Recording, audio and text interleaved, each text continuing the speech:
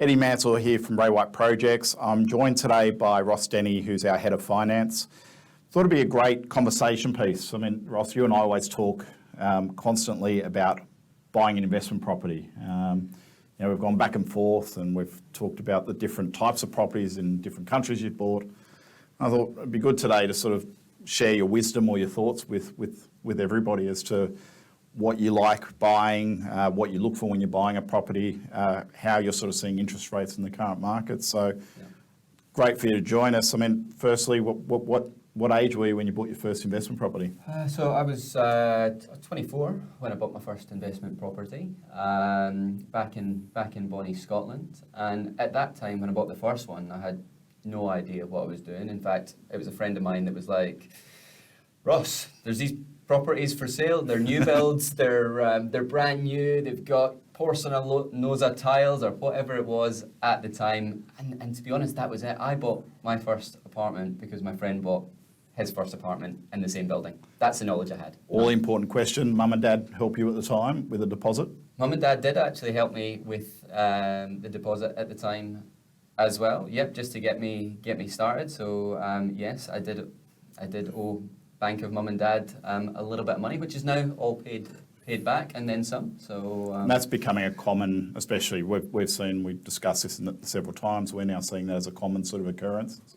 Yeah. Oh, look, absolutely. I mean, you just have to have a look at Sydney property prices, and unless you're a very young investment banker, it's very difficult to get that first foothold in the Sydney property market without that help of Mum and Dad. And then you've sort of come across to Australia. I know you've bought property in several different sort of countries over the years. Yeah. Where was the first property that you bought in Australia? First property was in Brisbane, actually. So we came across to Sydney, and the dream was to buy in Sydney. But for me, I started.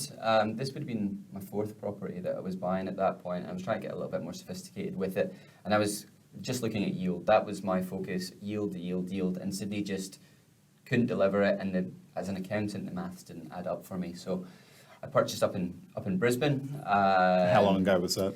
That would have been in 2015. Okay. 2015, I purchased up in Brisbane, and the reason I purchased that one was purely on yield. I saw that I was able to get in there, buy that property, and it would cover the mortgage and interest costs. And we often joke about this. Was that more the accounting in you? Was there any emotional pull towards? 100% the accountant in me.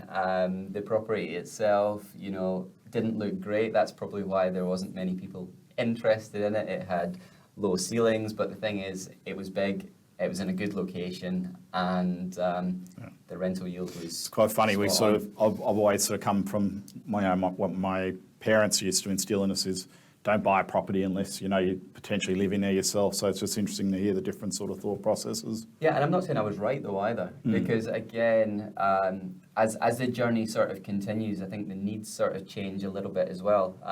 As a young investor, I needed every yield every dollar that I could get from that property to cover the mortgages. I didn't have any spare cash. I wasn't earning huge amounts of money. So it was all about that yield and making sure that the rent came in each month and was paying you. That's exactly it. And that's progressed further from there to look at properties that maybe do have capital value potential. I always make Ross available to anybody that's ever got questions, and he's been great, having really bought properties not only in Australia but across the nation and internationally. So it's really a great sort of tip to be able to talk to someone like Ross.